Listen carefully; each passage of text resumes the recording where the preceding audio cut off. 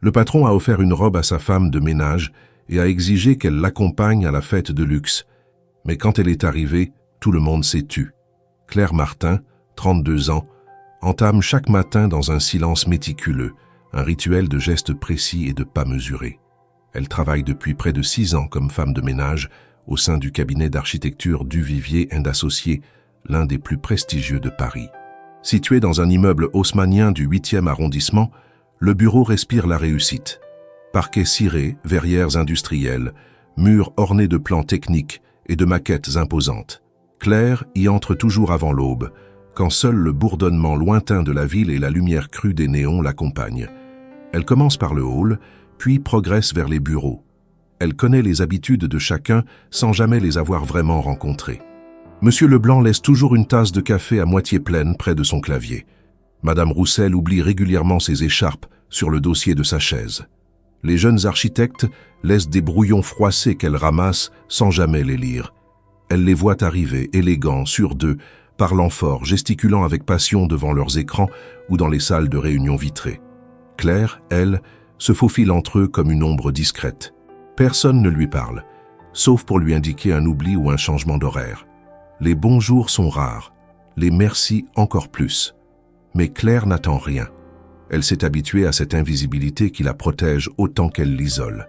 Elle accomplit son travail avec une rigueur presque silencieuse, trouvant un certain apaisement dans la propreté, dans l'ordre qu'elle impose à un monde trop rapide pour elle. Son uniforme gris pâle, ses cheveux attachés en un chignon strict, ses chaussures confortables usées par les années, tout en elle respire la discrétion. Lorsqu'elle quitte les lieux en fin de matinée, les bureaux commencent à s'animer. Elle croise parfois des regards, mais jamais assez longtemps pour qu'on s'en souvienne. Elle rentre dans son petit studio du quartier de Belleville, déjeune seule, lit quelques pages d'un roman emprunté à la médiathèque, puis s'endort quelques heures avant de recommencer son service du soir, dans une autre entreprise. Le seul lien personnel qu'elle entretient encore est avec sa voisine de palier, une retraitée algérienne nommée Malika, qui lui offre parfois du thé à la menthe et des gâteaux maison. Elles échangent quelques mots sur le palier, des banalités surtout, mais cela suffit à Claire pour se rappeler qu'elle existe, qu'elle n'est pas seulement un corps utile parmi les autres. À la tête du cabinet se trouve Nicolas Duvivier, 39 ans, héritier discret d'un empire bâti par son père. Il est rarement au bureau, mais quand il s'y trouve, son autorité est palpable. Élégant, froid, toujours pressé, il impressionne sans effort. Contrairement aux autres, il a cette façon étrange de tout observer sans forcément parler. Claire l'a croisé à plusieurs reprises, brièvement, lors de ses passages matinaux ou lorsqu'il restait tard le soir. Il ne l'a jamais saluée, mais elle a surpris son regard posé sur elle sans hostilité, mais avec une curiosité difficile à décrypter. Il y a quelques semaines, elle l'a vu assis seul dans la grande salle de réunion, lumière tamisée, les mains croisées sur un dossier ouvert. Il semblait ailleurs. Claire avait hésité à entrer pour vider les corbeilles, puis s'était finalement retirée sans bruit. Depuis ce soir-là, elle l'a aperçu plus souvent, comme s'il guettait ses allées et venues, toujours sans un mot. Elle ne sait rien de lui, sinon ce que racontent les rumeurs des couloirs, qu'il a quitté une brillante carrière à Londres pour reprendre l'entreprise familiale, qu'il a été fiancé à une certaine Juliette Morel, aujourd'hui associée d'une agence concurrente, et qu'il ne fait confiance qu'à une poignée de collaborateurs triés sur le volet. Rien qui ne concerne Claire, du moins c'est ce qu'elle pense. Chaque jour ressemble au précédent. Le chiffon humide glisse sur les surfaces en verre, les sacs poubelles se remplissent de déchets bien rangés, les parfums de café et d'imprimantes saturent l'air. Claire s'y perd parfois, se demandant si sa vie n'est pas en train de s'étioler dans les interstices de celle des autres. Mais il y a aussi une forme de paix dans cette répétition, une stabilité qu'elle n'ose plus questionner. Elle n'imagine pas que quelque chose pourrait venir perturber cet équilibre silencieux. Et encore moins que ce sera Nicolas Duvivier lui-même qui, sans avertissement, fera voler en éclats la frontière entre son monde à elle et celui des autres. Dans quelques jours, tout changera. Mais pour l'instant, Claire ne sait rien. Elle continue simplement d'effacer les traces d'un monde qui ne la voit pas. Le mercredi suivant, une pluie fine s'abattait sur les toits de Paris, couvrant les vitres du cabinet Duvivier & Associés d'un voile translucide qui estompait les contours de la ville. Claire trempait jusqu'aux chevilles, malgré son parapluie bon marché, entra discrètement par la porte de service comme à son habitude. Ses pas humides sur le sol ciré laissèrent de brèves empreintes qu'elle s'empressa d'effacer, presque honteuse d'avoir troublé l'harmonie du lieu. Elle ne savait pas que cette journée, anodine en apparence, allait bouleverser tout ce qu'elle croyait figé dans sa routine. Vers 10 heures du matin, alors qu'elle finissait de vider les corbeilles de la salle des plans, un assistant à l'allure nerveuse l'aborda. C'était la première fois qu'il lui adressait la parole autrement que par un signe ou un froncement de sourcils. Il lui tendit un petit papier plié en deux, visiblement embarrassé. « Monsieur Duvivier souhaite vous voir dans son bureau. Maintenant », dit-il sans plus d'explication. Claire sentit un frisson la parcourir. Elle vérifia immédiatement mentalement si elle avait fait une erreur. Oublié une pièce, cassé quelque chose. Rien ne lui venait. L'ordre était inhabituel. Jamais un supérieur ne lui avait demandé une entrevue privée. L'angoisse noua son ventre. Le couloir vers le bureau du directeur semblait soudain plus long, plus étroit. Elle essuya ses mains moites sur son tablier et prit une inspiration avant de frapper doucement à la porte. « Entrez !» lança une voix calme. Le bureau de Nicolas Duvivier était baigné d'une lumière grise filtrée par de lourds rideaux. L'homme était debout, appuyé contre la table, les bras croisés. Il ne portait pas sa veste, seulement une chemise blanche, impeccable, et un pantalon sombre. Claire resta près de la porte, droite comme un piquet, incapable de comprendre la raison de sa convocation. « Merci d'être venu, » dit-il simplement, sans détourner les yeux d'elle. « J'ai quelque chose pour vous. » Il se pencha, ouvrit un tiroir, et en sortit une boîte rectangulaire, longue, soigneusement emballée dans un papier noir satiné, sans ruban mais élégamment plié. Il la tendit à Claire avec un sérieux qui contrastait avec l'étrangeté du geste. « C'est pour vous.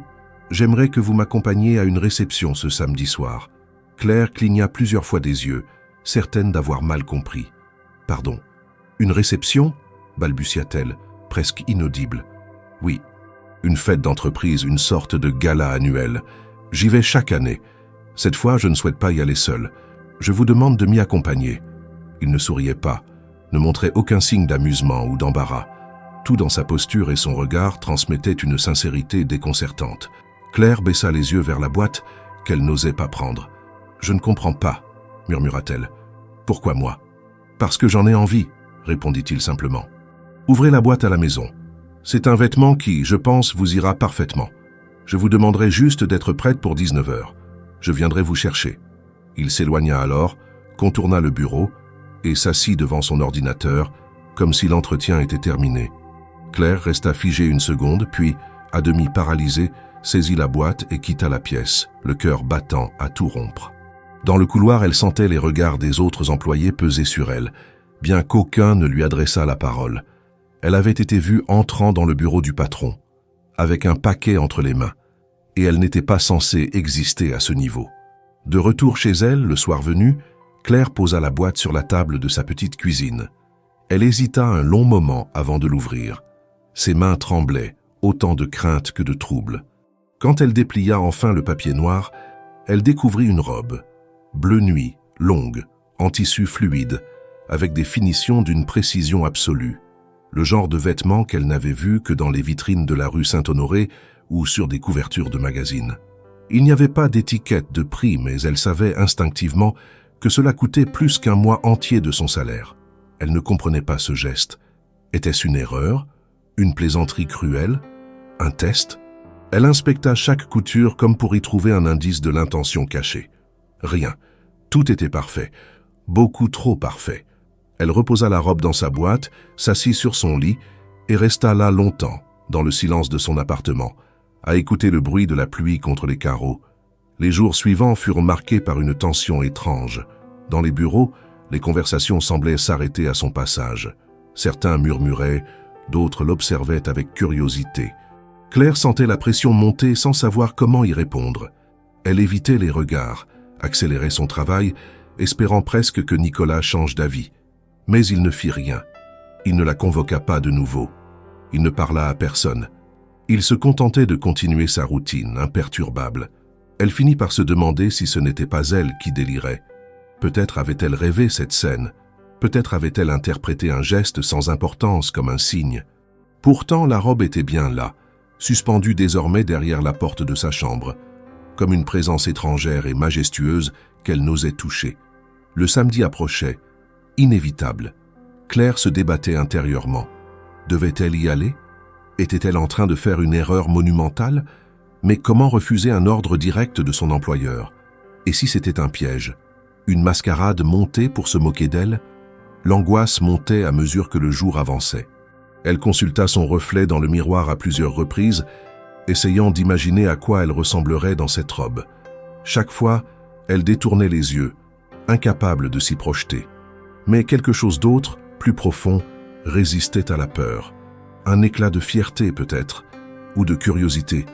Une voix discrète en elle qui murmurait que cette opportunité, si étrange soit-elle, pouvait être le moment de se tenir autrement. Pas pour plaire, ni pour être acceptée, mais pour comprendre, pour voir, pour affronter ce qui se cache derrière les portes dorées du monde qui l'ignore. Et tandis que la pluie cessait enfin de tomber sur Paris, Claire Martin se préparait à franchir une ligne invisible. Sans savoir ce qui l'attendait, elle serra la boîte contre elle. Elle ne savait pas pourquoi Nicolas Duvivier l'avait choisie, mais elle allait le découvrir, lundi matin. À peine Claire franchit-elle la porte de service que l'ambiance dans les couloirs semble avoir changé. Ce n'est pas une modification visible, mais un frémissement presque imperceptible dans l'air. Des discussions qui cessent dès qu'elle passe, des regards furtifs, des sourires dissimulés derrière des écrans. Le bureau, d'ordinaire indifférent à sa présence, la scrute désormais, comme un objet de curiosité. Elle s'efforce de garder le même rythme, les mêmes gestes, les mêmes habitudes. Son chariot de nettoyage roule lentement sur le carrelage. Ses mains gantées réorganisent les fournitures dans les tiroirs sans trembler. Mais intérieurement, tout vacille. Claire a compris dès les premiers instants que la scène de jeudi n'était pas restée secrète. La boîte noire, la convocation dans le bureau de Nicolas Duvivier, les allées et venues des assistants, tout s'est transformé en rumeur. Les premiers à réagir furent les secrétaires. 2 femmes aux talons aiguilles et aux ongles vernis qui jusque-là ne l'avaient jamais saluée. Ce matin-là, elles échangent un regard entendu lorsqu'elles passent devant leur bureau. Claire les entend chuchoter derrière elle. Un prénom est prononcé, Claire, suivi d'un rire étouffé. Puis viennent les jeunes architectes, ces diplômés brillants qui traînent leur arrogance comme une seconde peau. Certains la fixent avec une intensité presque agressive. D'autres la fuient, comme si sa proximité risquait de compromettre leur propre image. Elle croise le regard de Thomas, un stagiaire qui, jadis, lui avait tendu un café par erreur en la prenant pour une collaboratrice. Il lui lance un clin d'œil ironique. À la machine à café, 2 cadres rient à voix basse. « Tu crois qu'elle a des talents cachés, celle-là » Elle feint de ne pas entendre. Mais chaque mot s'enfonce comme une écharde sous la peau. L'atmosphère se densifie à mesure que les heures passent. On ne lui parle toujours pas, mais on la voit. Et cette visibilité soudaine est loin d'être bienveillante. Elle devient le sujet d'un jeu cruel. Certains s'amusent à imaginer des scénarios absurdes. D'autres spéculent sur la relation entre elle et le patron. On lui attribue des intentions, des secrets, des ambitions qu'elle n'a jamais eues. Elle entend même dire que Nicolas Duvivier aurait des goûts exotiques, des penchants pour l'authentique, des fantasmes de bourgeois en quête de frissons. Claire serre les dents. Elle n'a rien demandé. Elle n'a rien provoqué. Et pourtant, la meute s'échauffe autour d'elle, prête à dévorer ce qu'elle ne comprend pas. Le plus troublant, c'est l'absence de réaction de Nicolas. Depuis jeudi, elle ne l'a pas revu.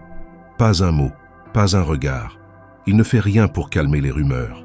Il laisse le feu couver, comme s'il n'était pas concerné. Cela la blesse plus qu'elle ne veut l'admettre. Une part d'elle espérait qu'il mettrait les choses au clair, qu'il rappellerait à tous qu'elle était sa convive, et non un sujet de commérage. Mais il reste silencieux, intouchable, loin. Claire songe un instant à tout annuler, à lui rendre la robe, à refuser l'invitation. Elle imagine le soulagement immédiat que cela lui apporterait. Plus de regards en coin, plus de rumeurs. Elle redeviendrait invisible, et cette invisibilité soudain lui semble précieuse. Elle ouvre le tiroir de sa table de nuit, en sort un morceau de papier et commence à écrire quelques lignes. Une note polie, sèche, où elle décline l'offre. Mais au moment de signer son prénom, elle s'arrête. Elle pense à son père, à ses mains rugueuses d'ouvrier, à ses discours sur la dignité, sur le fait de ne jamais baisser la tête devant ceux qui croient valoir plus que les autres. Elle se souvient de cette fois où, petite, elle l'avait vu être humiliée par un client, et comment il avait malgré tout terminé son travail sans jamais répondre à l'offense. Il lui avait dit ce jour-là, « Le vrai pouvoir, c'est de rester soi-même, même quand tout autour essaie de te faire douter que tu vaux quelque chose. » Elle replie le papier, le déchire et le jette à la poubelle. Elle ira. Pas pour Nicolas, pas pour les rumeurs, mais pour elle. Pour prouver au moins une fois qu'elle peut traverser le feu sans se brûler. Elle sait que les jours suivants seront encore plus durs. Elle sait qu'elle sera observée, jaugée, méprisée. Mais elle est décidée. Elle ne fuira pas. Le vendredi, un changement subtil s'opère dans le comportement de certains collègues. Peut-être est-ce la rumeur qui s'est transformée en certitude. Peut-être que les commentaires ont circulé plus vite qu'elle ne l'imaginait. Toujours est-il que Claire sent une nouvelle couche de regard s'ajouter. La jalousie. Une architecte d'une quarantaine d'années, réputée pour son perfectionnisme glacial, la fixe longuement à la photocopieuse. Elle ne dit rien, mais ses yeux parlent à sa place. « Pourquoi toi et pas moi ?» Un peu plus tard, Claire surprend 2 assistantes parler dans la kitchenette. « Tu crois qu'il est sérieux? Il pourrait avoir n'importe qui. » C'est peut-être justement ça. Elle, au moins, elle dira oui. Ou alors c'est un pari. Tu sais comment ils sont, les types de son genre. Claire passe devant elle sans ralentir. Elle se sent transpercée, mais continue de marcher. Elle s'interdit de réagir. Chaque mot qu'elle entend devient une armure. Chaque rumeur la rend plus forte. Si elle cède maintenant, elle ne se relèvera pas. Et pourtant, le doute persiste. Que cherche vraiment Nicolas Duvivier? Est-ce un jeu? Une provocation?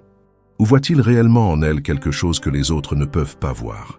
Cette question, suspendue comme une lame invisible, l'accompagne jusqu'au samedi. Ce jour-là, elle se lèvera, enfilera cette robe et ira au-devant de ceux qui pensent qu'elle n'a rien à faire parmi eux. Elle ne sait pas encore ce qu'elle y trouvera, mais elle y sera, droite, silencieuse, et prête à affronter ce que le monde attend d'elle, samedi après-midi. Le ciel au-dessus de Paris est d'un gris uniforme, presque oppressant. Les rues sont calmes comme si la ville retenait son souffle. Dans son petit appartement de Belleville, Claire Martin se tient debout devant le miroir, la robe encore sur le cintre, suspendue à la porte de son armoire. Le tissu bleu nuit semble absorber la lumière, comme un morceau de nuit taillé pour une silhouette qu'elle ne reconnaît pas encore comme la sienne. Elle l'observe sans bouger, paralysée par le poids de cette simple question. Doit-elle vraiment la mettre? Tout en elle hésite. Une partie craint l'humiliation, l'autre refuse de fuir. Elle a passé la matinée à nettoyer chaque recoin de son logement, comme si l'ordre autour d'elle pouvait apaiser le chaos intérieur.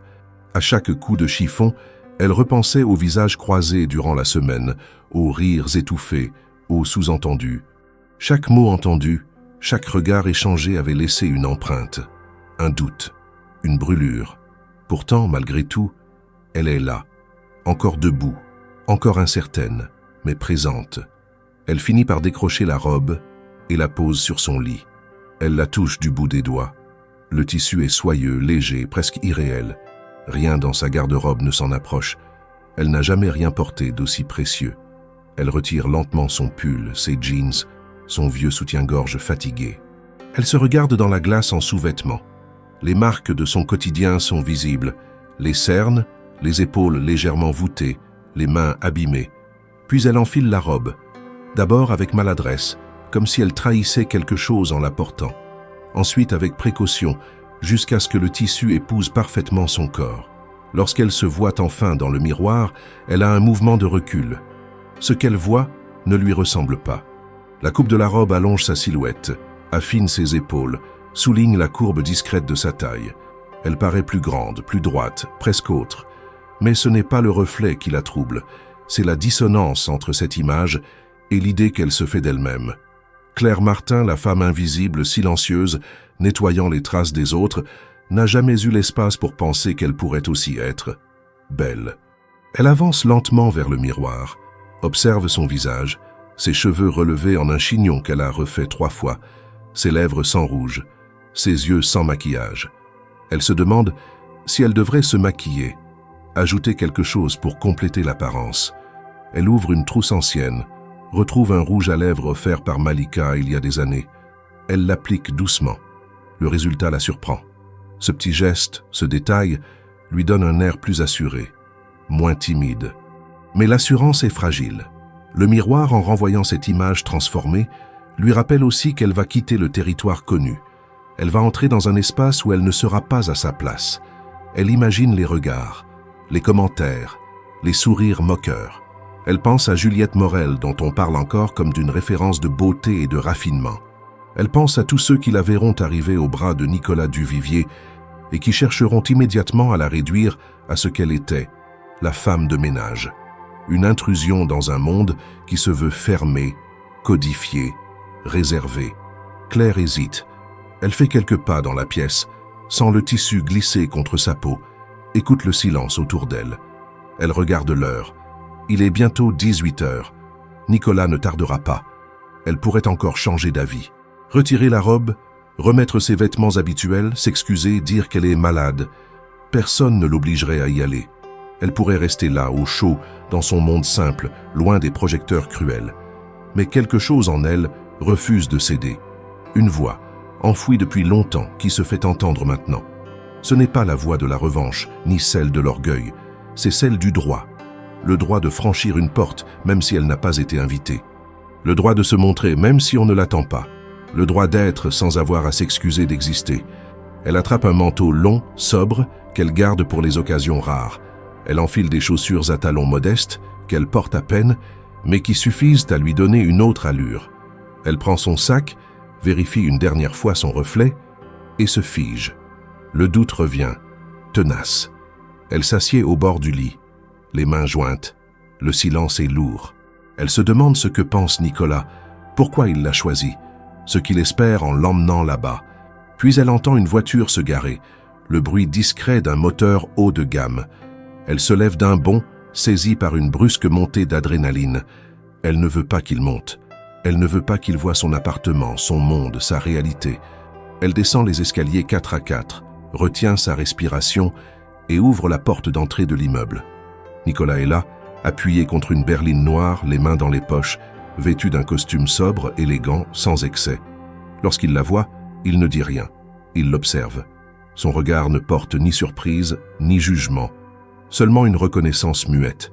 Il lui ouvre la portière sans un mot. Elle entre. La voiture démarre dans un silence confortable. Durant le trajet, Claire garde les yeux fixés sur la ville qui défile. Les rues familières deviennent étrangères. Elle se sent comme une passagère clandestine, dans un univers qu'elle n'a jamais habité. Nicolas ne parle toujours pas, mais sa présence n'est pas lourde. Elle est stable. Claire inspire profondément. Ce soir, elle ne sait pas ce qui l'attend. Elle ne sait pas si elle sera humiliée, ignorée ou simplement tolérée, mais elle a pris la décision d'y aller. Et cette décision, à elle seule, est déjà une victoire. La voiture s'arrêta devant le majestueux hôtel particulier Saint-Honoré.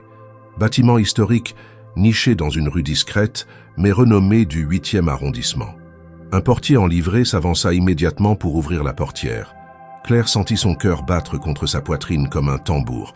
Lorsqu'elle posa le pied sur le trottoir, elle eut une brève hésitation, comme si le sol pouvait soudain se dérober sous elle. Nicolas, calme, lui tendit le bras. Elle le prit. À cet instant précis, il n'y avait ni patron ni employé. Seulement 2 personnes entrant ensemble dans un lieu où aucune des deux n'était véritablement attendue dans cette configuration. La façade illuminée de l'hôtel lançait des reflets dorés sur les pavés encore humides. Les portes s'ouvrirent sur un hall d'entrée au marbre éclatant, dominé par un lustre imposant dont les cristaux captaient la lumière comme autant d'éclats d'yeux braqués sur eux. Un majordome les salua d'un ton cérémonial, leur indiquant le chemin vers le grand salon où se déroulait la réception annuelle des grands noms de l'architecture, des investisseurs influents, des politiciens locaux et de quelques figures de la culture parisienne. Dès l'instant où Claire franchit le seuil du salon, un silence pesant s'abattit sur la salle. Cela ne fut pas immédiat, mais progressif, comme une onde qui se propage, qui fige les rires, suspend les conversations, arrête les mouvements. Ce n'était pas Nicolas que l'on regardait, bien qu'il fût l'un des hommes les plus attendus de la soirée. C'était elle, Claire, cette femme inconnue, élégamment vêtue, au bras de l'hôte le plus en vue. Les regards se tournèrent vers elle, certains avec incrédulité, d'autres avec un mélange de surprise, d'étonnement, de jugement silencieux. Elle sentit le poids de chaque œil posé sur elle, analysant sa tenue, sa posture, son visage. Il y avait des sourcils froncés, des lèvres pincées, des yeux plissés par l'interrogation. Qui était-elle? Pourquoi était-elle là? Et surtout, que faisait-elle au bras de Nicolas Duvivier? Le maître de cérémonie, un vieil homme à la voix claire, interrompit brièvement son discours pour les saluer d'un hochement de tête, sans rien commenter. La musique reprit doucement. Les conversations aussi, mais plus discrètes, ponctuées de chuchotements et de regards insistants. La présence de Claire avait modifié la dynamique de la soirée en un instant. Elle n'était pas seulement une invitée. Elle était devenue un mystère à résoudre, une perturbation dans l'ordre établi. Nicolas, comme s'il ne percevait rien de l'agitation ambiante, salua quelques connaissances, introduisant Claire à personne. Il ne prononça pas un mot pour expliquer sa présence, ne la présenta pas comme employée, ni comme amie, ni comme compagne. Ce silence volontaire fut perçu comme un défi par certains et comme une provocation par d'autres. Claire, elle, se contenta de sourire légèrement sans parler, sans fuir, droite, le dos tendu par une tension invisible. Elle sentait chaque muscle de son corps contracté, mais refusait de le montrer. Ils s'approchèrent du buffet, où des serveurs en gants blancs proposaient des amuse-bouches raffinées et des coupes de champagne millésimées. Claire prit une coupe, davantage pour occuper ses mains que par envie de boire. Elle fit un effort conscient pour ne pas trembler. À ses côtés, Nicolas restait calme, presque impassible, comme s'il se nourrissait de ce silence étrange, comme s'il attendait de voir jusqu'où la soirée pouvait aller. Peu à peu, les groupes se reformèrent. Les gens recommencèrent à parler, mais pas comme avant. Il y avait dans chaque échange une tension nouvelle, une retenue. L'événement avait pris une autre couleur, et au centre de ce changement, Claire, sans avoir prononcé un seul mot, avait déplacé les lignes. Certaines femmes de la haute société présente, vêtues de robes aux coutures parfaites, la détaillaient de haut en bas avec un mépris mal dissimulé. Quelques hommes, amusés, la regardaient avec une lueur d'intérêt teintée de curiosité. Mais personne n'osait s'approcher. Elle était au bras de Nicolas, et cette seule proximité suffisait à ériger une barrière que peu osaient en franchir. Une violoniste commença à jouer, adoucissant un peu l'atmosphère. Claire, le regard fixé sur les vitraux du plafond, se perdit un instant dans les arabesques colorées projetées par la lumière. Elle se rappela alors un rêve oublié, un fantasme d'enfance, celui d'entrer dans un lieu somptueux, habillé comme dans les films, et que, pour une fois, on la voit.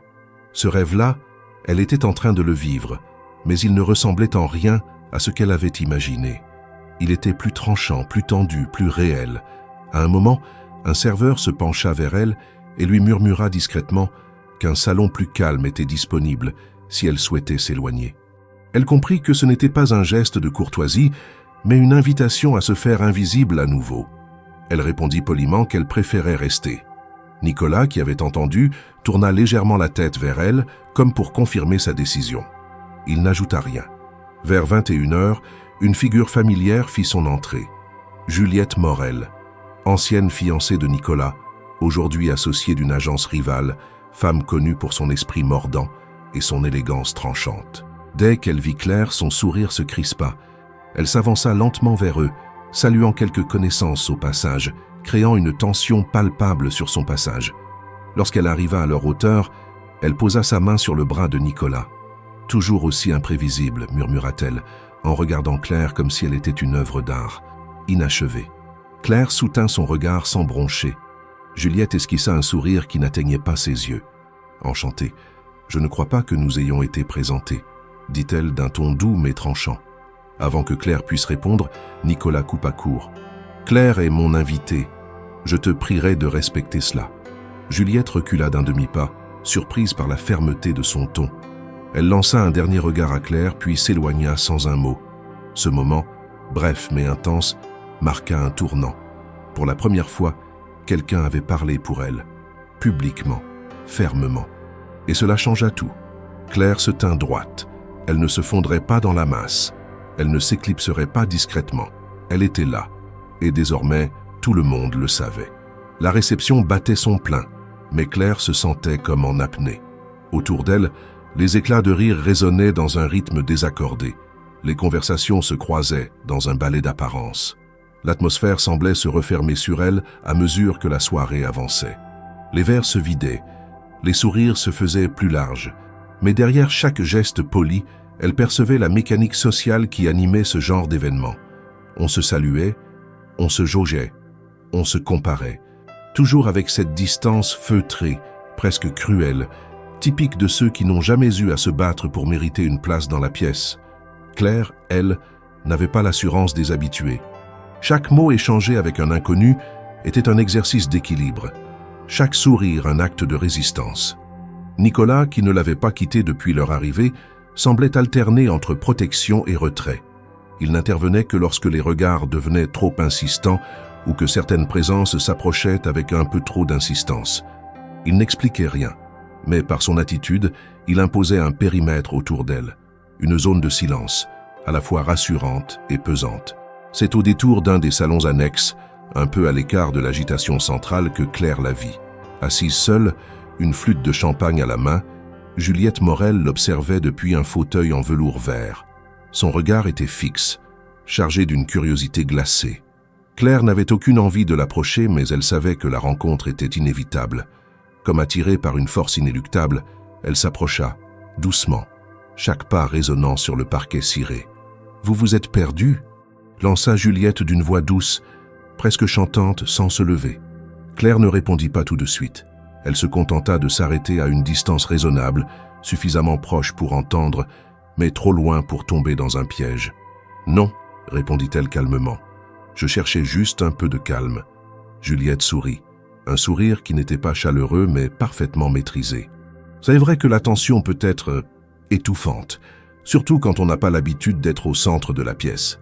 Claire garda le silence. Elle savait que chaque mot pouvait être retourné contre elle. Elle comprenait que Juliette cherchait une brèche, une faille, un signe d'hésitation. « C'est une belle robe », reprit Juliette. « Très bon choix. Simple, presque modeste. J'imagine que c'est votre première soirée de ce genre. » « En effet, » admit Claire, sans détour. « Et pourtant, vous tenez debout. Ce n'est pas donné à tout le monde. Beaucoup auraient fui dès les premières secondes. »« J'y ai pensé, » confessa Claire. Juliette éclata d'un rire bref. « Au moins, vous êtes honnête. C'est rafraîchissant. Dans ce monde, tout est faux. Même les sourires. » Elle se leva enfin, son verre à la main, sa silhouette élancée encadrée par la lumière dorée du lustre. Elle s'approcha lentement, ses talons résonnant comme un métronome. Nicolas a toujours eu un goût particulier pour ce qui détonne. Moi, il m'a connu dans un gala à Londres, entouré de diplomates et de mécènes. Il vous a choisi dans un tout autre décor. C'est intéressant. Claire soutint son regard, refusant de baisser les yeux. Il ne m'a pas choisi pour vous provoquer, si c'est ce que vous insinuez. Oh, je ne l'insinue pas, je le constate. Et je trouve ça fascinant. Un homme comme lui n'agit jamais sans raison. Il est trop stratégique pour cela. Alors quand il fait quelque chose d'aussi inhabituel que de venir ici avec une femme qui n'est pas du milieu, on se demande « Pourquoi ? Qu'avez-vous que nous n'avons pas ?» La question, bien qu'emballée dans une courtoisie acide, était une attaque directe. Claire sentit son cœur battre plus fort, mais sa voix resta posée. Peut-être que je n'essaie pas de répondre à cette question, peut-être que je suis là uniquement pour découvrir, pas pour prouver quoi que ce soit. Juliette pencha légèrement la tête, comme si elle réévaluait Claire. Vous êtes plus solide que vous n'en avez l'air. Ce sera intéressant de voir combien de temps vous tiendrez dans cette arène. Puis, sans attendre de réponse, elle tourna les talons et disparut dans le couloir adjacent, son parfum laissant derrière elle une trace presque suffocante. Claire resta seule quelques secondes, son cœur battant à toute allure. Elle se rendit compte qu'elle venait de survivre à une épreuve. Une forme d'examen social non déclaré, un duel de mots où chaque réplique comptait. Elle retourna dans la salle principale, un peu plus droite, un peu plus sûre. Nicolas vint à sa rencontre, comme s'il avait pressenti que le moment avait été décisif. « Tout va bien ?» demanda-t-il. « Oui » répondit-elle simplement. « Très bien même. » Il ne posa pas plus de questions. Il ne commenta pas. Il se contenta de l'accompagner vers la table centrale où le dîner allait commencer. Autour d'eux, les convives s'installaient lentement. Les regards n'avaient pas cessé, mais quelque chose avait changé. La tension du début s'était muée en une forme d'attention prudente. Claire n'était plus un simple mystère. Elle devenait un élément qu'on devait prendre en compte. Le dîner s'annonçait long, mais elle savait désormais qu'elle pouvait affronter ce monde. Pas en prétendant en faire partie, mais en s'y tenant droite, sans plier. Et ce simple fait suffisait à tout changer. Les convives prenèrent place autour de longues tables rectangulaires ornées de compositions florales sobres et raffinées. La lumière était tamisée, les murs de la salle de bal enveloppés de teintes chaudes, donnant à la pièce une atmosphère feutrée malgré le brouhaha des conversations mondaines. Claire, silencieuse, suivit Nicolas jusqu'à leur table. Elle ne reconnaissait personne autour d'eux, mais cela ne changeait rien. Tous savaient qui elle était, ou plutôt qui elle n'était pas. La femme inconnue, celle qui ne devait pas être là. Chaque sourire échangé, chaque poignée de main, chaque regard appuyé semblait souligner son statut d'intruse. Les serveurs déambulaient entre les tables, exécutant leur balai millimétré, déposant les premiers plats avec une discrétion professionnelle. Claire ne toucha presque pas à son assiette. Elle observait, elle apprenait. Les conversations portèrent sur des projets immobiliers, des fusions, des stratégies d'expansion, des galeries d'art et des voyages dans des lieux dont elle n'avait jamais entendu parler. Elle écoutait attentivement, sans intervenir. Non pas par soumission, mais parce qu'elle savait que chaque mot échangé autour de cette table valait plus qu'une interruption mal placée. Nicolas, assis à sa droite, ne parlait pas beaucoup non plus.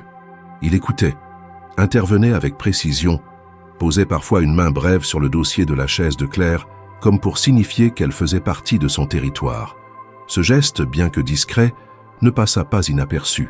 Deux femmes assises en face d'eux échangèrent un regard rapide en le remarquant. Un homme plus âgé, assis en bout de table, sourit à Claire comme on sourit à une énigme qu'on ne parvient pas à résoudre. Alors que le plat principal était débarrassé et que le bruit des couverts s'atténuait, le maître de cérémonie se leva et demanda le silence. La salle s'apaisa peu à peu, les conversations se tarirent, les verres cessèrent de tinter. Tous se tournèrent vers Nicolas Duvivier qui, sans se lever, leva lentement sa coupe de champagne. Claire sentit une tension immédiate. Un toast du directeur n'était jamais anodin. Elle serra les mains sur ses genoux, sentant son cœur s'accélérer. « Mes amis, » commença Nicolas d'une voix calme mais ferme, « je vous remercie d'être ici ce soir. Comme chaque année, cette soirée est l'occasion de célébrer non seulement notre réussite collective, mais aussi les valeurs qui nous ont permis de l'atteindre. L'innovation, la rigueur, l'exigence, bien sûr. Mais il y a autre chose que je souhaite mettre en lumière cette fois-ci. » Il marqua une pause. Tous attendaient. Claire baissa brièvement les yeux, redoutant d'être mentionnée. Mais Nicolas ne la regarda pas. Il poursuivit. « J'aimerais vous parler de ce qu'on ne voit pas, de ce que nous oublions souvent. Nous vivons dans un monde où tout est apparence, où l'on croit que le talent porte toujours un costume bien taillé, une montre coûteuse, une carte de visite éloquente.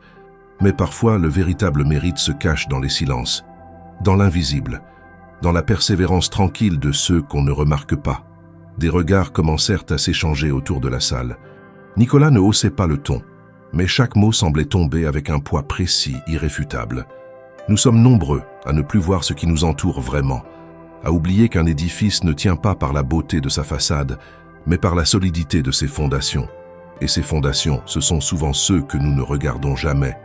Claire sentit un frisson la parcourir. Elle comprit à demi-mot qu'il parlait d'elle, sans jamais la nommer. Et ce non-dit, paradoxalement, l'exposa encore plus que s'il avait crié son nom dans la salle. Elle devint le miroir de toutes les omissions, de tous les silences, de toutes les hiérarchies implicites.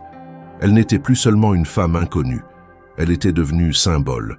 Et cette idée, loin de la flatter, l'ébranla profondément. Nicolas termina son discours par un simple « à ceux que nous ne voyons pas », puis but une gorgée de champagne. La salle resta silencieuse un instant. Puis les applaudissements éclatèrent, pas aussi nourris qu'à l'habitude, pas unanimes, mais réels. Certains sincères, d'autres mécaniques, quelques-uns ironiques. Claire, les joues légèrement rouges, resta droite. Elle ne savait pas si elle devait se sentir honorée ou exposée. Un souvenir lui revint alors, brutalement, celui de son père, un homme silencieux, grand et mince, qui passait ses journées dans son petit atelier de tailleur, entouré de rouleaux de tissu, de ciseaux, d'épingles. Il ne parlait presque jamais de lui. Il parlait du travail bien fait, du respect du fil, de la coupe précise.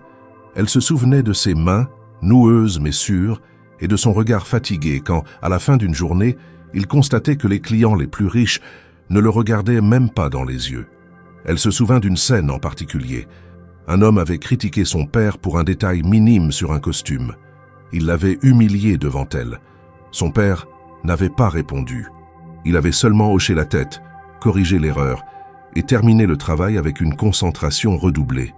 Ce soir-là, Elle l'avait entendu pleurer derrière la porte fermée de la salle de bain. Ce fut la seule fois. Claire comprit que ce discours, prononcé dans une salle pleine de gens qui ignoraient tout d'elle, touchait une corde intime, profonde. Elle avait grandi dans ce silence, dans cette dignité meurtrie mais jamais reniée. Et Nicolas, en parlant ainsi, venait de rouvrir une brèche qu'elle croyait refermée depuis longtemps.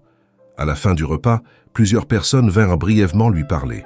Pas directement, pas pour faire connaissance, plutôt pour la jauger, comme on examine une pièce étrange dans une galerie. Quelques sourires polis, quelques phrases convenues, rien de sincère. Mais ce fut suffisant pour que Claire comprenne que quelque chose avait changé. Ce n'était pas l'acceptation. Ce n'était pas l'intégration. C'était autre chose. Une forme d'attention nouvelle, déroutante. Elle n'était plus ignorée. Elle était vue. Et même si cela ne lui apportait pas de confort immédiat, ce changement, aussi subtil soit-il, avait une valeur immense. Claire, en se tenant droite au milieu de cette salle, comprit que parfois le silence est plus fort que n'importe quel discours, et que lorsqu'il est brisé avec justesse, il peut résonner bien au-delà d'une soirée mondaine. La fin du dîner marqua un tournant subtil dans l'ambiance de la soirée. La solennité du toast de Nicolas s'était dissipée, remplacée par une légèreté feinte. Les conversations reprirent, mais leur contenu semblait moins naturel, comme si chacun cherchait à réajuster sa posture face à ce qui venait d'être dit. Claire sentit ce changement. Elle percevait dans les regards une gêne nouvelle, comme si sa simple présence avait instauré un malaise silencieux. Elle n'était plus invisible, mais pas non plus intégrée. Elle était devenue une zone de tension, un sujet qu'on évitait d'aborder à voix haute, mais que tout le monde scrutait avec curiosité. Autour des tables désormais dégagées, des petits groupes se formaient, se dispersaient, se recomposaient dans un ballet social maîtrisé. Nicolas, toujours à ses côtés, échangeait brièvement avec quelques invités, tandis que Claire se tenait légèrement en retrait. Elle observait les murs ornés de dorures, les serveurs qui circulaient avec aisance, les visages qui souriaient sans sincérité. Une fatigue sourde commença à la gagner, non pas celle du corps, mais celle de l'esprit. Une lassitude née de l'effort constant pour rester droite, digne, contenue.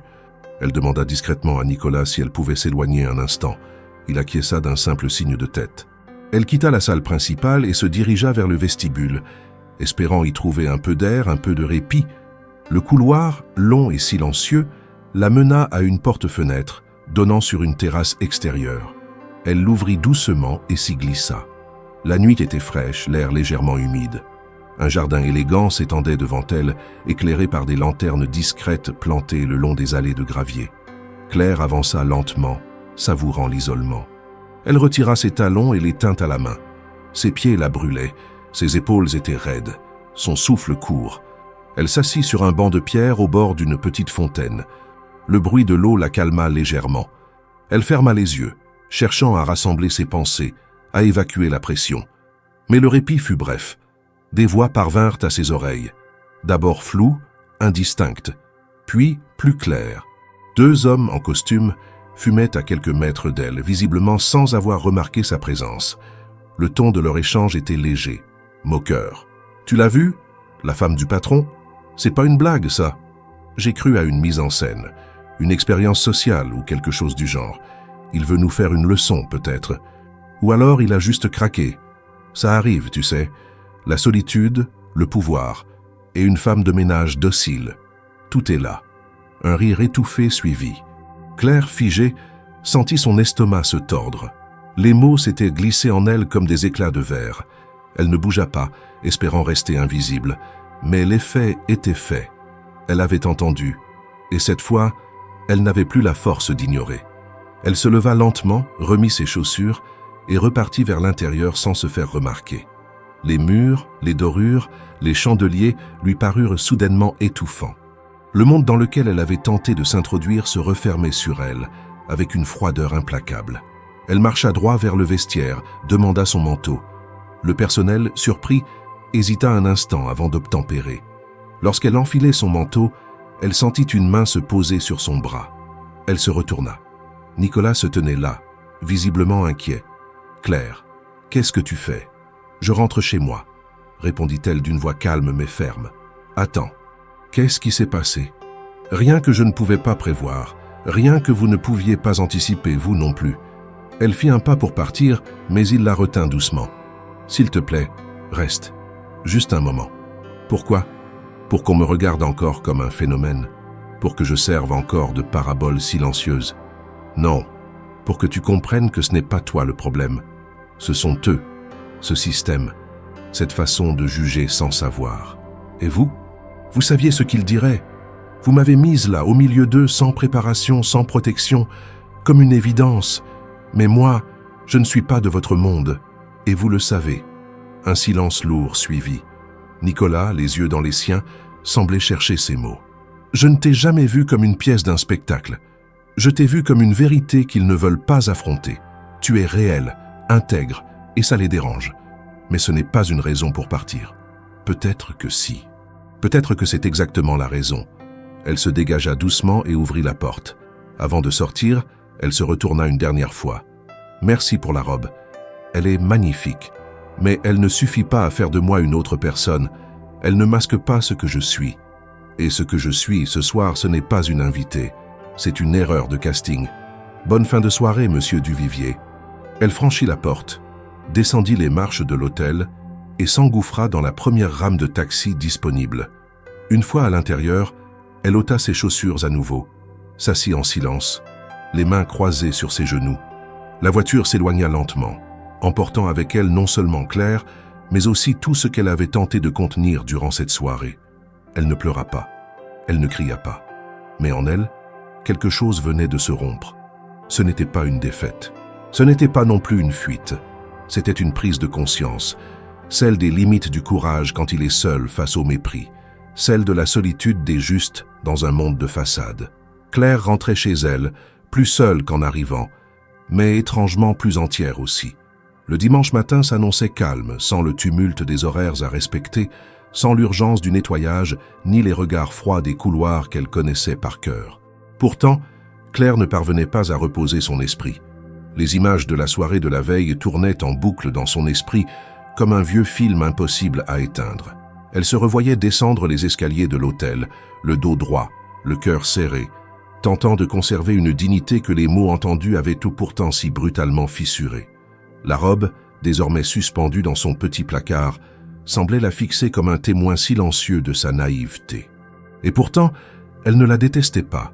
Elle représentait quelque chose qu'elle avait effleuré, peut-être trop tôt, peut-être trop vite, mais qui n'était pas complètement étranger à ce qu'elle pourrait être. Vers 11 heures, alors qu'elle sirotait un café noir dans la cuisine exiguë de son appartement, un bruit discret à la porte la fit sursauter. Elle se leva, s'approcha, ouvrit.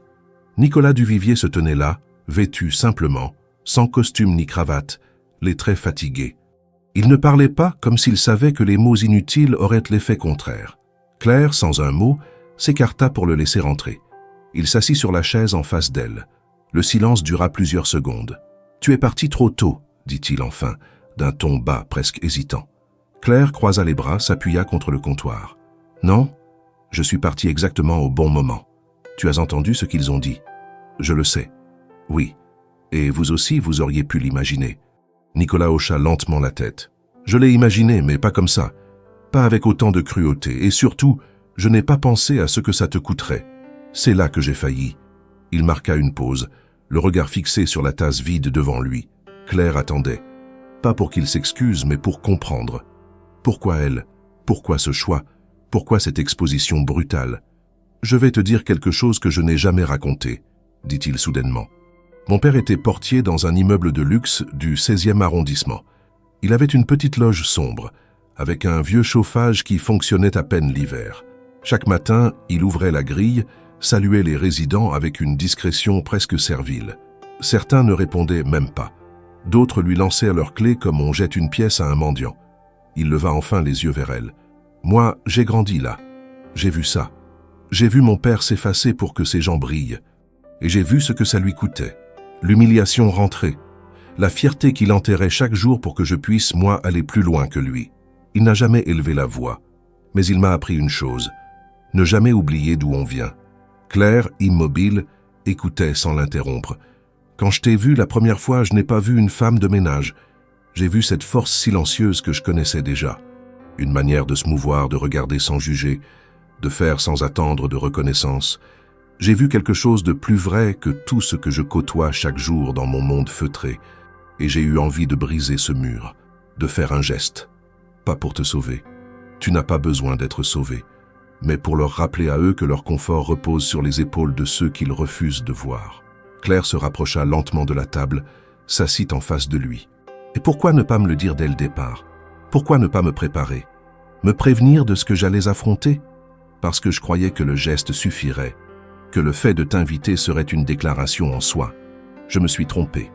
J'ai sous-estimé leur capacité à mépriser, et ta solitude face à ça. Il sortit de sa poche une enveloppe, la posa sur la table. Ce n'est pas une compensation, c'est un souvenir, un vieux dessin de mon père. Il dessinait des bâtiments sur des carnets de fortune, comme un passe-temps. Il disait que rêver, c'était déjà construire. J'aimerais que tu le gardes. Claire ouvrit l'enveloppe. À l'intérieur, un croquis au crayon, d'un immeuble modeste mais élégant. En bas, une date et une signature tremblante. Elle passa les doigts sur le papier, comme si elle caressait une mémoire. Elle comprit alors que cette histoire, ce moment qu'ils partageaient, allait bien au-delà d'un simple dîner mondain.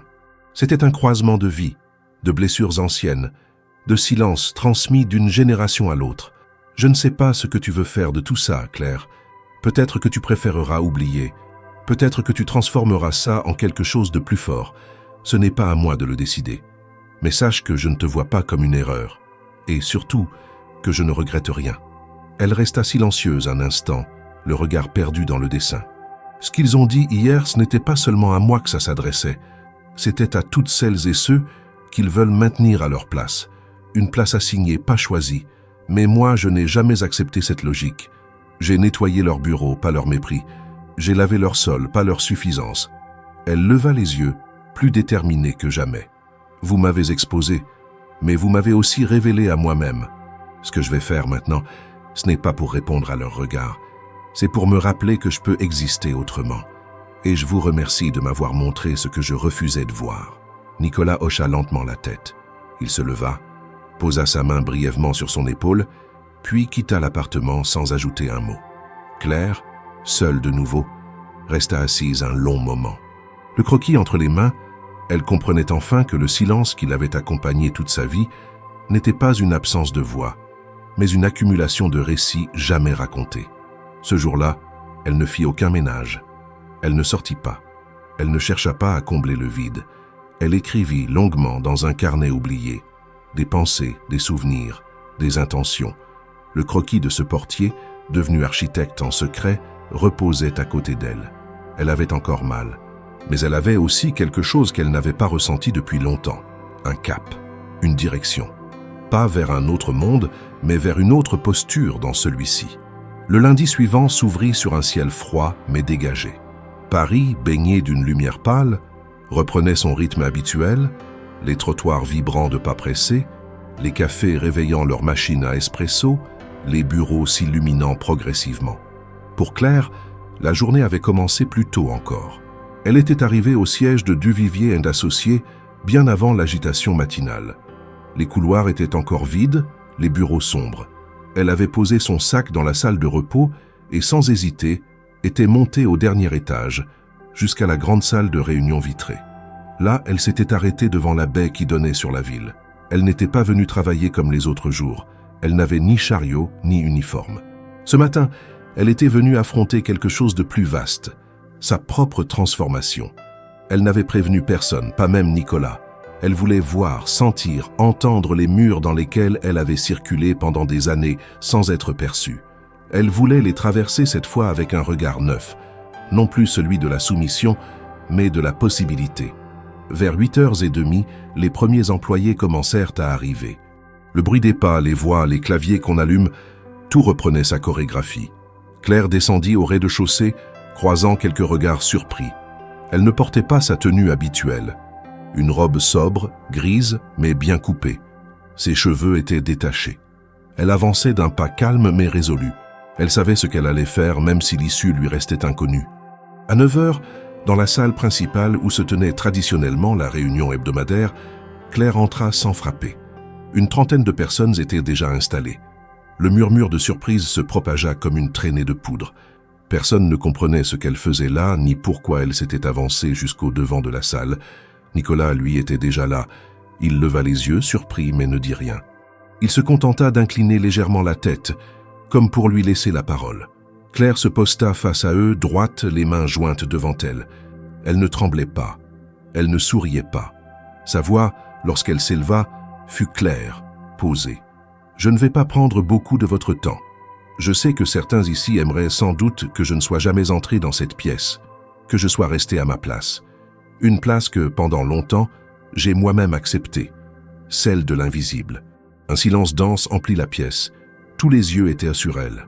J'ai nettoyé vos bureaux, ramassé vos papiers, vidé vos corbeilles, lavé vos tasses oubliées, jour après jour, sans qu'aucun d'entre vous ne me voie réellement. Je ne m'en plaignais pas. Je faisais ce que j'avais à faire, et je le faisais bien. Elle marqua une pause. Personne ne bougeait.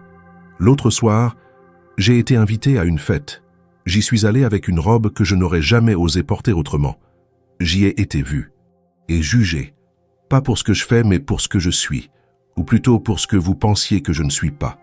Une femme sans formation, sans réseau, sans code, une erreur dans le décor.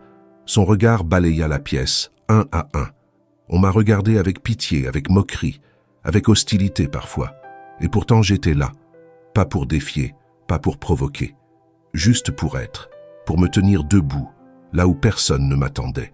Et ce que j'ai compris ce soir-là, c'est que la dignité ne se porte pas comme un costume. Elle se vit, elle se défend, elle se construit. Quelques chaises remuèrent, des regards se baissèrent. Claire, elle, restait droite, ancrée dans ce moment. Je ne suis pas venu ici pour me plaindre. Je ne suis pas venu pour faire la morale. Je suis venu pour dire que l'époque où l'on pouvait se permettre de ne voir que les titres, les apparences, est terminée. Ce monde change. Et il changera avec ou sans vous. Moi, j'ai décidé de ne plus être l'ombre de cette entreprise. J'ai décidé de me former, d'apprendre, de comprendre ce que vous faites ici, pour peut-être un jour participer autrement, de manière pleine. Elle tourna brièvement les yeux vers Nicolas, puis revint vers le groupe. Monsieur Duvivier m'a proposé une opportunité, une place à un autre niveau. Pas comme un geste de charité, mais comme une reconnaissance. J'ai longuement hésité. J'ai eu peur de trahir ce que je suis, de vouloir grimper un escalier qui ne mène nulle part. Mais aujourd'hui, je comprends que ce n'est pas moi que je trahissais. C'était l'idée qu'on se fait de moi. Et ça, je n'en suis pas responsable. Elle inspira profondément. Alors oui, j'accepte. J'accepte d'essayer. D'échouer peut-être, mais de tenter. Parce qu'on ne construit rien de solide dans la honte ou dans la peur. Et moi, j'en ai fini avec la peur. Le silence qui suivit fut absolu. Certains étaient pétrifiés, d'autres profondément émus, d'autres encore dans l'incompréhension. Nicolas se leva, marcha lentement jusqu'à elle. Il ne dit rien non plus. Il posa simplement une main sur son épaule, puis la laissa reprendre sa place dans la salle, comme n'importe quel autre membre de l'équipe. Ce jour-là, rien ne fut exactement comme avant. L'ordre apparent fut perturbé, mais quelque chose d'essentiel avait été dit. Et même ceux qui n'étaient pas prêts à l'entendre savaient qu'ils ne pourraient plus faire semblant de ne pas avoir vu. Claire venait de briser une ligne invisible, et ce simple acte contenait plus de courage que n'importe quel diplôme affiché au mur. Le jour même, l'effet du discours de Claire se propagea dans l'entreprise avec la même vitesse qu'une onde de choc. Dans les couloirs, les salles de réunion, les espaces communs, on ne parlait plus que d'elle. Mais cette fois, la tonalité avait changé. Il ne s'agissait plus de rumeurs malveillantes, de commérages sarcastiques ou de moqueries en sourdine. Il s'agissait de réactions, de prises de conscience, d'inconfort révélé et de jugements remis en question. La plupart des employés ne savaient pas comment aborder ce qu'ils avaient vu et entendu. Certains faisaient mine de reprendre leur routine, comme si de rien n'était, mais même dans leur silence, il y avait une tension nouvelle. Quelques-uns, sans doute les plus lucides, avouèrent entre eux à voix basse que Claire avait eu du courage. D'autres, plus crispés, estimaient qu'elle avait franchi une ligne qu'elle n'aurait jamais dû franchir. Mais tous s'accordaient sur un point. Elle avait imposé une présence qu'on ne pouvait plus ignorer. L'architecture de l'entreprise, aussi rigide soit-elle, venait de montrer une faille par laquelle s'était engouffré quelque chose de profondément humain. Et cela déstabilisait. Au sein de la direction, les réactions furent mesurées mais attentives. 2 associés demandèrent à Nicolas un entretien privé. Ils souhaitaient comprendre, pas pour contester la promotion de Claire, que Nicolas n'avait pas encore officialisée, mais pour en saisir les implications. Il parlait de culture d'entreprise, d'image, d'équilibre. Nicolas, fidèle à lui-même, écouta sans répondre immédiatement. Quand il prit enfin la parole, ce fut pour dire qu'il préférait une entreprise traversée par la sincérité qu'un cabinet étouffé par le conformisme. Ces mots furent clairs. Ceux qui refusaient l'idée qu'un parcours atypique pouvait coexister avec l'excellence n'avaient peut-être pas leur place ici. La conversation s'arrêta là. Pendant ce temps, Claire reprenait son service, non plus comme femme de ménage, mais comme nouvelle recrue en formation au sein du service de coordination. Son rôle n'était pas encore défini précisément. Elle passait ses journées à observer, à lire, à poser des questions. Elle s'asseyait dans les réunions, prenait des notes, proposait des suggestions quand on l'invitait à parler. Les premiers jours, beaucoup l'ignoraient encore, persuadés qu'elle ne tiendrait pas. Mais à mesure qu'elle prouvait sans forcer sa capacité d'analyse, sa mémoire précise, sa rigueur naturelle, les plus sceptiques commencèrent à revoir leur position. Le mercredi, un jeune architecte vint la voir à la pause déjeuner. Il s'appelait Adrien. Jusqu'à présent, il ne lui avait jamais parlé. Ce jour-là, il lui tendit un café, sans grande cérémonie. « J'ai écouté ce que vous avez dit lundi. J'aurais jamais eu le cran de faire ça. Je vous dois un respect. » Claire prit le café, le remercia d'un simple sourire. Le lendemain, ce fut une autre collègue, plus âgée, qui lui proposa un manuel de gestion de projet, en lui disant qu'elle l'avait trouvé utile à ses débuts. Et ainsi, jour après jour, une main tendue ici, un regard différent là, la glace sociale commença à se fissurer, lentement, sans éclat, mais profondément. Dans les étages supérieurs, Juliette Morel apprit elle aussi ce qui s'était passé. La nouvelle, comme toutes les nouvelles intéressantes, avait circulé bien au-delà de l'entreprise. Elle reçut des messages d'anciens collègues, des captures d'écran, des commentaires ironiques, et parfois admiratifs. Ce qui l'irritait n'était pas que Claire ait été promue. Ce qui la dérangeait, c'était la résonance du geste, le symbole qu'il était en train de devenir. Une inversion du pouvoir subtile mais puissante. Elle comprit que si elle tentait de dénigrer Claire maintenant, elle se heurterait à un rejet social qu'elle-même n'avait pas anticipé. Elle choisit donc le silence. Un silence qui, cette fois, n'était pas indifférent mais stratégique. Elle observait. Et à sa manière, elle réajustait aussi ses convictions. Non pas par admiration, mais par précaution. Les médias spécialisés, eux, commencèrent à s'emparer discrètement de l'histoire. Un blog d'architecture indépendant publia une brève sur la soirée du Vivier, mentionnant l'intervention inattendue d'une nouvelle figure interne, sans nommer Claire, mais en laissant assez d'indices pour éveiller la curiosité. Un autre site reprit l'information en la liant à une réflexion sur les dynamiques sociales dans les grandes entreprises parisiennes. Bientôt, des rédacteurs commencèrent à envoyer des messages à l'entreprise, cherchant à en savoir plus. Nicolas refusa les demandes d'interview. Il voulait protéger Claire. Elle, de son côté, continua son apprentissage, décidée à prouver par le travail ce que la parole avait initié. Elle savait que l'intérêt qu'on lui portait pouvait se retourner contre elle au moindre faux pas. Elle refusait d'être réduite à un symbole, un exemple ou une exception. Elle voulait être compétente, utile, digne par ses actes. Un vendredi après-midi, alors qu'elle s'apprêtait à partir, elle croisa une employée de la comptabilité dans l'ascenseur. Une femme discrète, qu'elle connaissait de vue, mais à qui elle n'avait jamais parlé. Cette femme, en sortant, se retourna et dit simplement « Merci d'avoir dit tout haut ce que beaucoup ici pensent tout bas ». Claire resta un instant dans la cabine vide, les portes ouvertes. Ce simple mot « merci » sonnait différemment. Il n'était pas teinté de pitié ni de condescendance. Il était sincère, et il prouvait que son geste avait dépassé sa propre personne. Ce soir-là, de retour chez elle, Claire ne pensa pas à la fête, ni au regard de Juliette, ni aux murmures du passé. Elle pensa à demain, au nouveau dossier qu'elle allait découvrir, aux termes qu'elle apprenait à manier, aux responsabilités qui l'attendaient. Pour la première fois depuis longtemps, elle envisageait l'avenir non comme un mur, mais comme une route, et elle avait choisi d'avancer. Quelques semaines après son intervention qui avait marqué un tournant dans l'entreprise, Claire Martin occupait un poste inédit au sein de Duvivier & Associés. Officiellement, elle avait été intégrée au département de coordination administrative, mais en réalité, sa mission dépassait les intitulés classiques. Nicolas lui avait confié un rôle transversal, l'autorisant à circuler entre les différents services, à observer, à documenter, à proposer.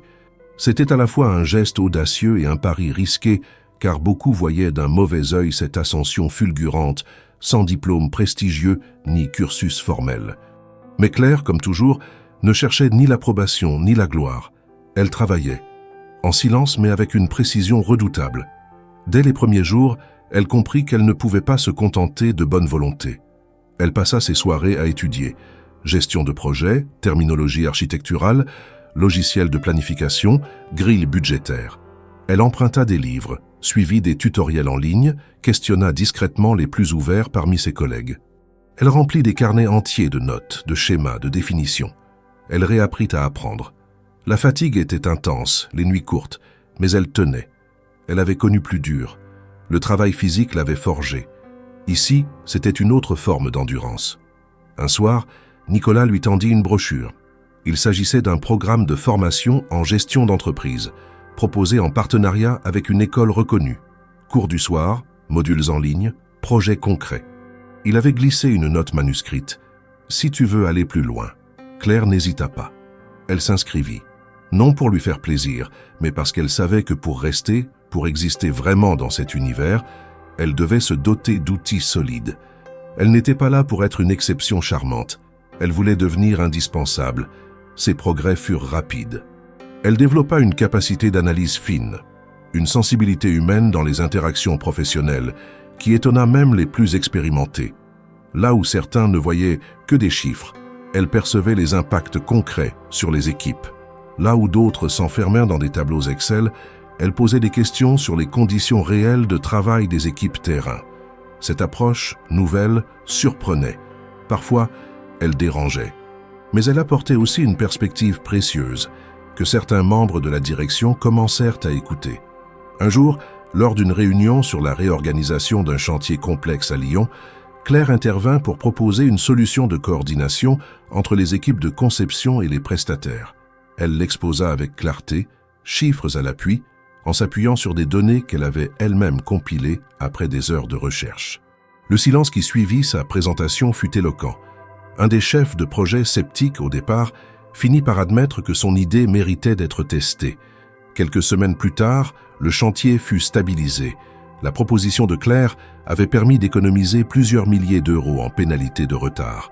Cet épisode changea sa position dans l'entreprise. Elle cessa d'être regardée comme une anomalie et commença à être perçue comme une actrice à part entière. Elle recevait des demandes de collaboration, des invitations à des réunions jusque-là réservées aux cadres.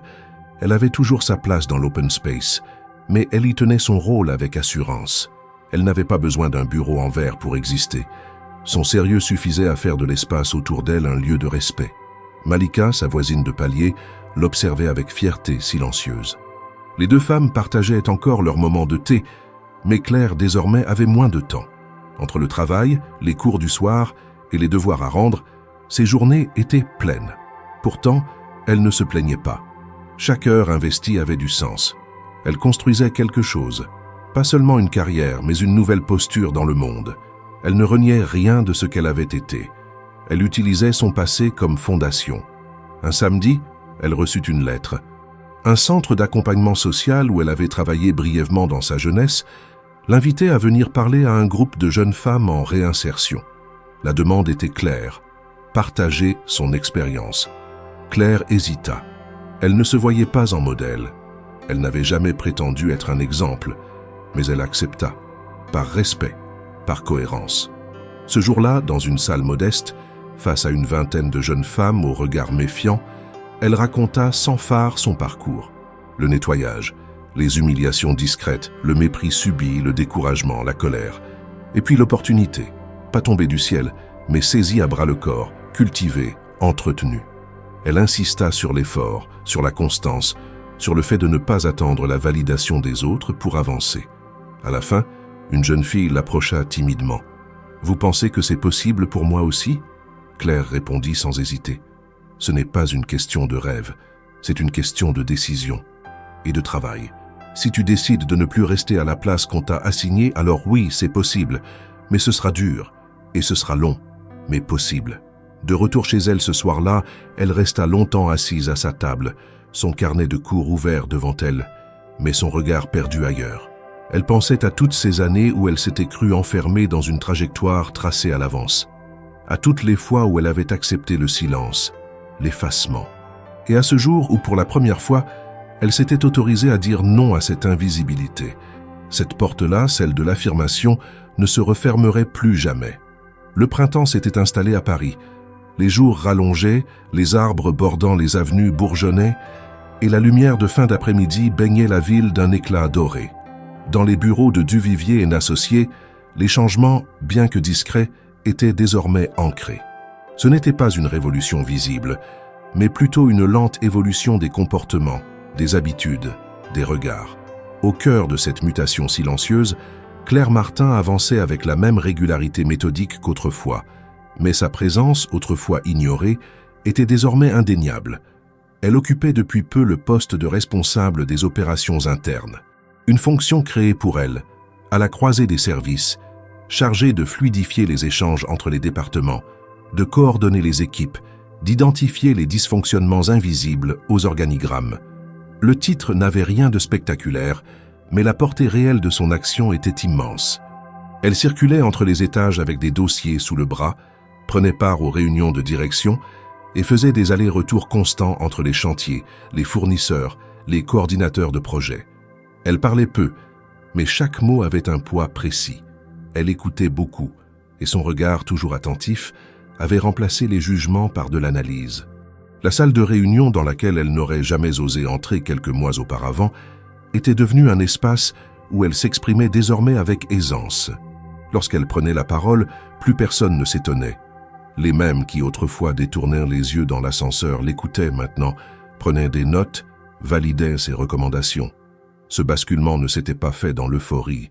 Il avait été arraché à la résistance passive, à l'inertie des habitudes. Mais il avait eu lieu, et ce changement, même silencieux, était irréversible. Un jeudi matin, alors qu'elle entrait dans la salle de conférence pour une réunion hebdomadaire, tous les regards se tournèrent vers elle. Mais cette fois, il n'y avait ni surprise ni tension, juste une attention claire, un respect sans ostentation. Le silence qui s'installa n'était plus celui du malaise, il était celui qu'on réserve à ceux qui comptent. Claire s'assit calmement, ouvrit son cahier et commença à parler du dernier rapport d'audit. Pas une trace d'émotion dans sa voix, juste des faits, de la clarté, de la maîtrise. Plus tard, ce jour-là, elle monta dans l'ancien bureau de Nicolas, désormais partagé avec d'autres dirigeants du cabinet. Il l'attendait, debout devant une baie vitrée, donnant sur les toits de la ville. Il ne dit rien tout de suite. Il lui tendit un document.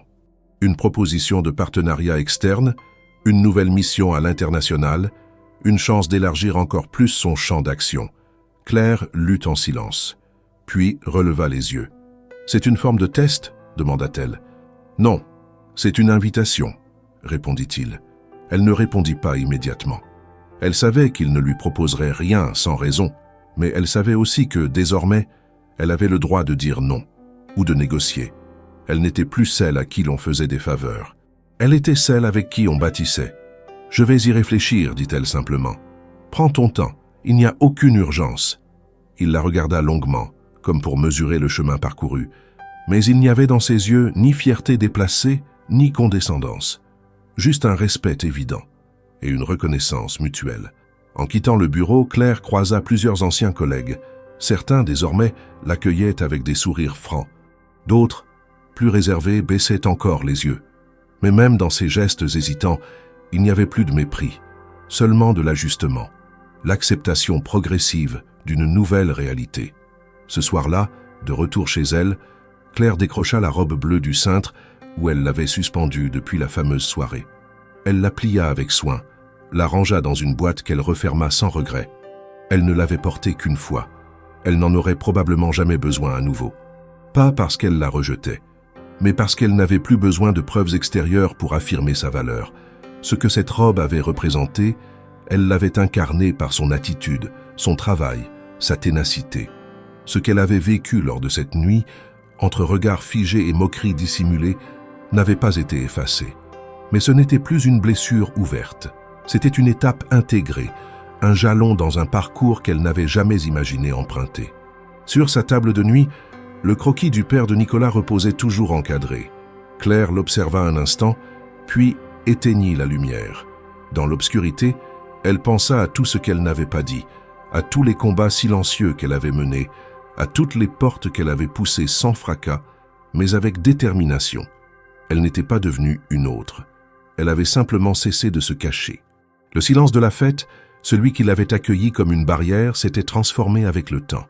Ce n'était plus un silence d'exclusion.